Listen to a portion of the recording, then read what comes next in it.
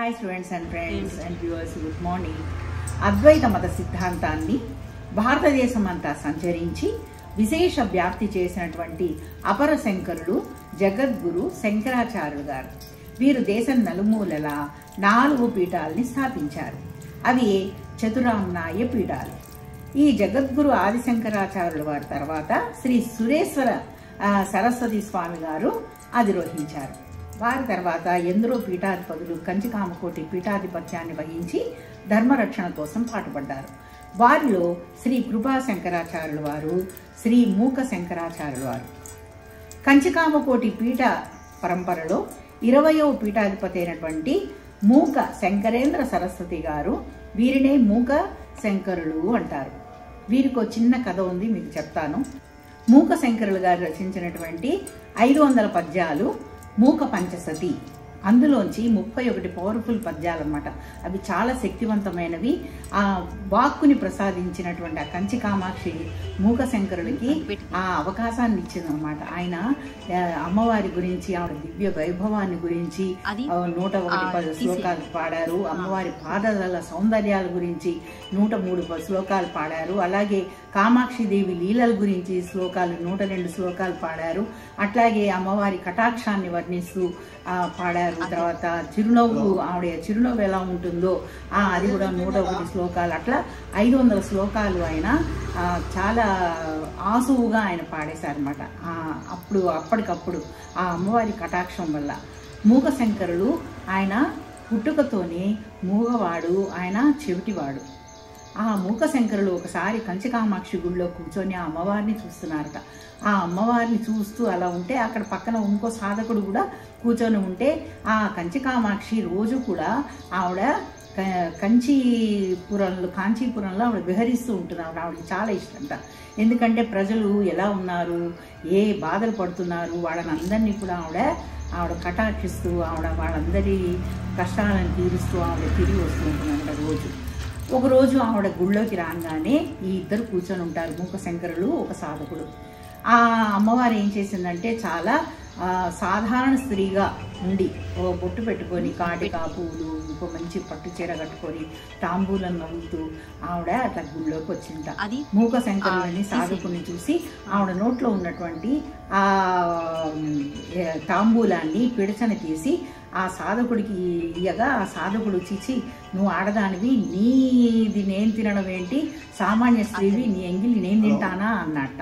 అంతలో ఈ మూక శంకరులు నోరు తెరవగానే ఆవిడ ఆ పిడచని అతని నోట్లో వేస్తుందన్నమాట. వేయంగానే ఆయన ఆసువుగా, ఆయన మూగవాడు, అప్పటికప్పుడు ఆయనకి వాక్కుని ప్రసాదించిన ఆ కామాక్షి 500 పద్యాలు చదివాట ఆయన.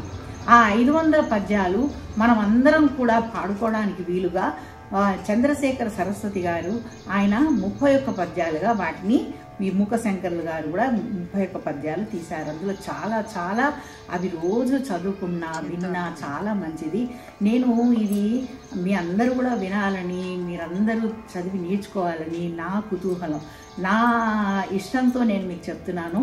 ఈ రోజు నుంచి రోజుకి 1 చొప్పున, రోజు విడిచి రోజు నేను 1 మా శిష్యులతో నేను నేర్పిస్తాను. ఆ నేర్పించింది మళ్ళీ మేము కలిసి పాడతాం. ఇలా మీరు కూడా నేర్చుకోవాలని నా ఆలోచన. నేను చాలా సంతోషం నాకు అది. కనుక ఈ రోజు నుంచి మీకు అవి చెప్తాను. అవి ఏంటంటే 500 పద్యాల్లోవి అవి ఆర్య శతకం అని, పాదారవింద శతకం అని, స్తుతి శతకం అని, కటాక్ష శతకం అని, మందస్మిత శతకం అని ఈ రోజు నుంచి ఒక్కొక్కటి మీకు రోజు విడిచి రోజుగా చెప్పాలనుకుంటున్నాను.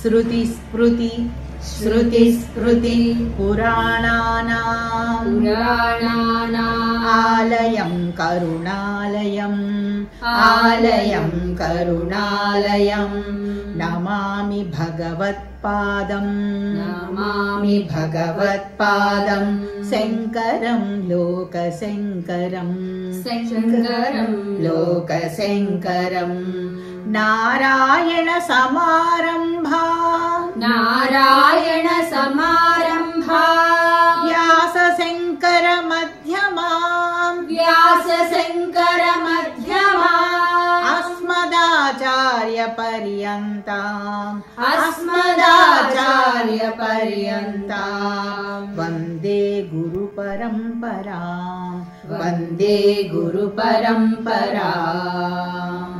ఇప్పుడు మనం మొదటి పద్యం పాడుకుందాం.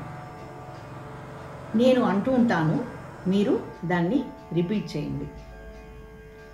రాకాచంద్ర రాకాచంద్ర సమాన సమాన కాంతివదనా కాంతివదనా నాకాదిరాజస్తుత నాకాదిరాజస్తుత మూకానామపి మూకానామపి కుర్వతి కుర్వతి సురధుని నీకాస సురధుని నీకాస వాగ్వైభవం వాగ్వైభవం శ్రీకాంచీనగరీ శ్రీకాంచీనగరీ విహారరసికా విహారరసికా శోకాపహంత్రీ సతాం శోకాపహంత్రీ సతా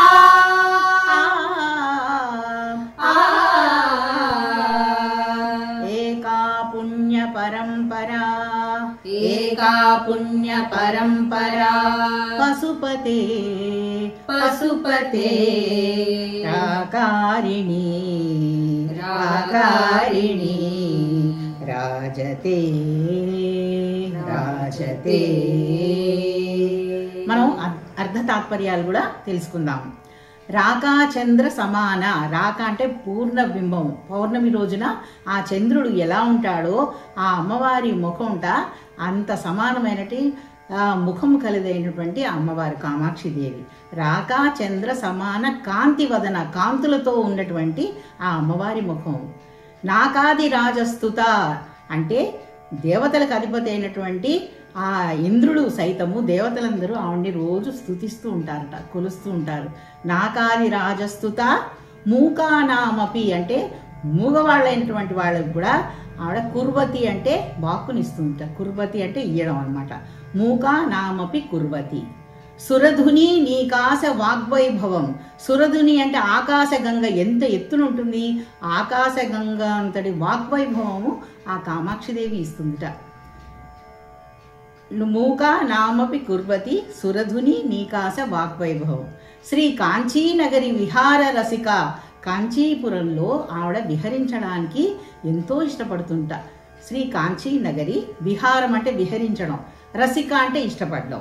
ఆవిడ కాంచీనగరి విహార రసిక శోకాపహంత్రీ సతాం, ఆవిడ విహరిస్తూ ఎవరికైతే శోకం ఉంటుందో ఆ శోకాలన్నీ దుఃఖాలన్నీ ఆవిడ పోగొడుతూ ఉంటుంటా. ఆవిడ ఏకా పుణ్య పరంపర అంటే సత్పురుషులు పుణ్యాన్ని సంపాదించిన వాడు పుణ్యవంతులకి ఆకారిణి రాజతే, ఆవిడ ఆ రాజతే అంటే విరాజిల్లుతూ ఉంటుంటా.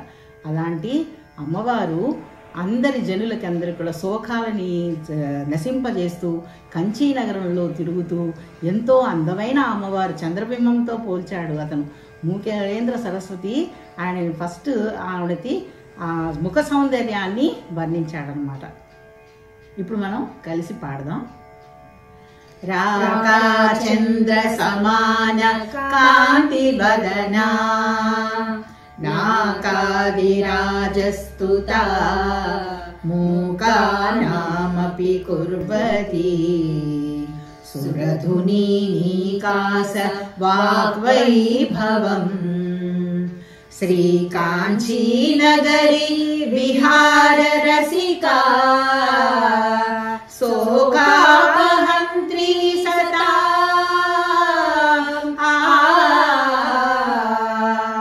ఏకా పుణ్య పరంపరా పశుపతే రాకారిణి రాజతే.